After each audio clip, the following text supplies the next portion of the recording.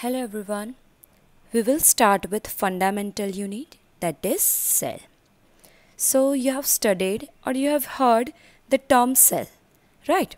So let us first introduce cell. What is cell? The first thing comes in our mind is cell is what? Battery,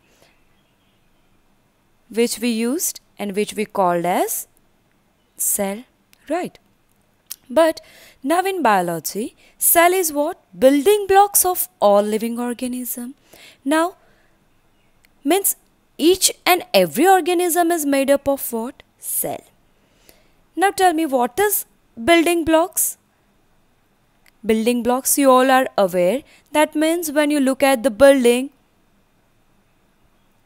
so what are the building blocks of house? That is bricks. All bricks together form building. Same way, all of us means it includes all, whether it is plant, animal, humans as well, right? All of us made up of cell. So inside of our body we have a smaller identical unit which we called as cell, which are present everywhere in our body. So bricks, that is for building. So as well, living organism means animal, birds, human, plants, all living organism that is made up of what? Cell. Now when I say living means all. So we are going to study about cell, how they are arranged, what are the different structure of cell, function of each part of cell. So we are going through discovery first. How cell is discovered? Let's see. Who discovered cell first? That is given by Robert Hooke. In 1665 discovered cell. Now discovery of cell. There was a story behind this discovery. Some around 1665, a king ordered a scientist to make a series microscopic studies. At that time, there was no fine microscope and so many scientists too. But that scientist doesn't have that much of time to find something. So he gave up studies to coming scientist Robert Hooke. He was just 26 years old. He accepted the challenge. He designed self-designed microscope. That was not much of magnification. That's why that is known as simple microscope. There are two types of microscope. One is simple and another one is compound. As today we are seeing all the microscope that all are of compound microscope. At that time that was not too much of discovery. So he made a simple microscope with simple magnification. At the age of 26 years old, he accepted the challenge. He designed a self microscope. He put his all efforts. He observed various objects. King was interested in finding of insect studies, but Hooke was very much interested in its work. So he started studies different objects. Whatever object around him, he started observing. Doing all this, once he took a cork. Now what is cork? You might have seen like this, a bottle that has a lid that is made up of cork, means bark. Bark means what? Tree, outer layer of tree you have seen, right? Now cork is lid of bottle. He observed a lid of bottle, not whole the lid. He took thin slice of cork, not whole cork. On viewing thin cork, he shows empty spaces contained by walls. What is empty spaces? Like this. You have seen this. Boxes like structure. There is a gap in between and outer wall is there. Right? On viewing thin cutting of cork, he discovered empty spaces containing walls resemble like a honeycomb structure. Now you can see their picture of honeycomb structure observed by him in your textbook, which was given by him in one of his written book. This empty space is given the term cell. You have seen honeycomb in reality also, right? You have seen the honeycomb structure which have outer walls and inner empty space. Same thing that you can observe in a building. What you will see in a building? Same thing, building also have the walls and inner empty spaces, what you call a room, right? He was not much aware of structure of cell, function of cell, but only thing he did was he discovered an empty space termed as cell. Now what is the meaning of cell? Cell comes from a Latin word that is known as cellula. It means a small room or a little room. Now rooms are also made up of walls surrounded by, so it was given term cell. Now you can see what is cell. Cell is a structural and functional unit of all living organism. Who discovered cell? That is given by Robert Hooke in 1665. Discovery is very simple. You can go through in textbook, or this much is not included. You have just given out there. That is only thing. It is Robert Hooke take a bark of, that is cork, lid of bottle, thin slices of cork, observe in microscope. He simply observed simple empty spaces, what he called as cell, right? This is epic story given by scientists or studied. Now we will go through cell theory, evolution of cell theory. Now you see Robert Hooke in 1665 discovered cell. Robert Brown in 1833 discovered nucleus. Why there is a gap of the 1600 and 1800?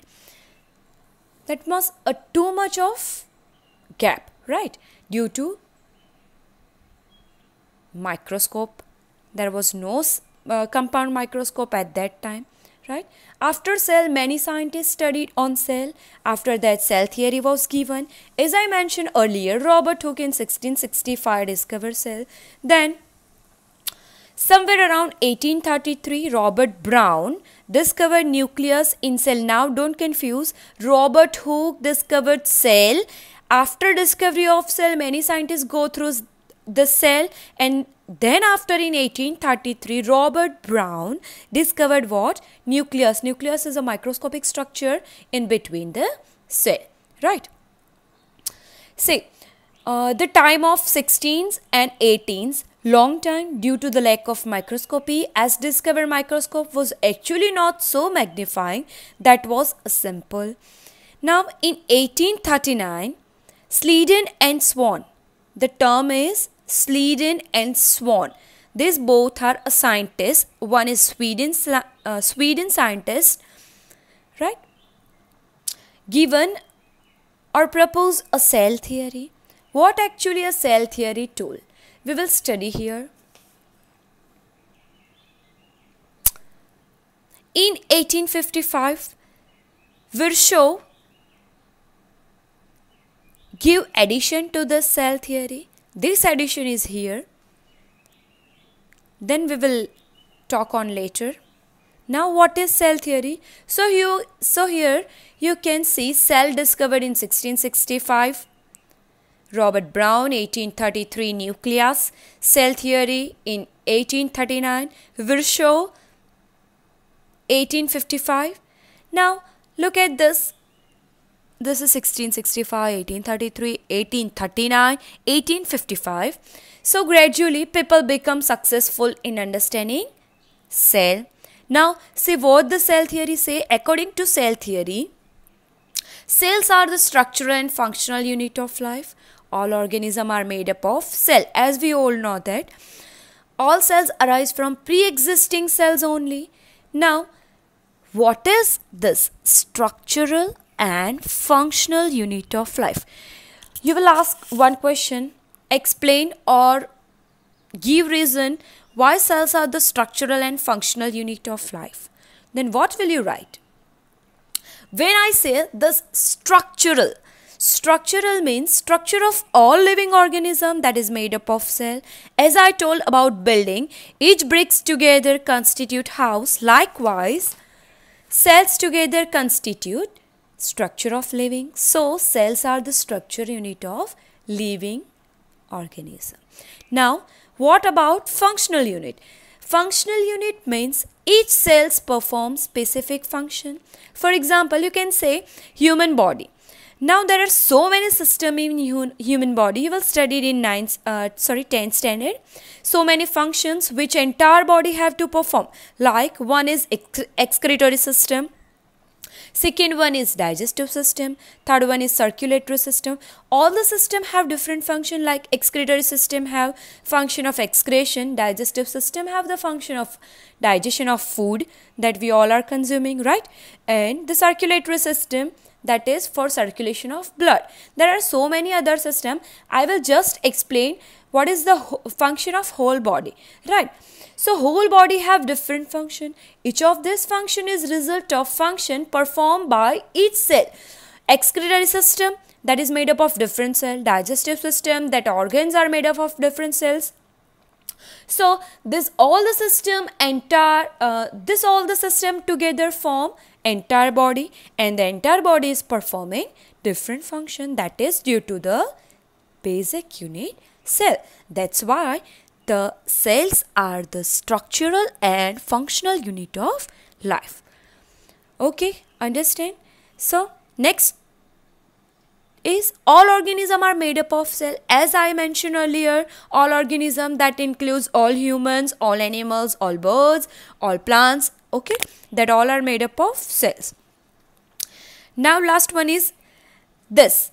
What? Virchow has given cell arise from pre-existing cells. Now what is pre-existing cells? Pre-existing, pre मतलब कि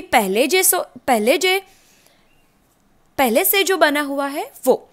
All cells arise from pre-existing cells. Why this Virchow given this term cell arise from pre-existing cells? Because these 2 points of cell theory which was given by Schleiden and Swan was not explaining that all the cells are coming from where. So this Virchow give addition in this cell theory, and that was all cell arise from pre-existing cells only. Now what about the pre-existing? You know that cell division, one cell divide into this 2 daughter cell. Now this 2 daughter cells comes from where? This older one. This older one is known as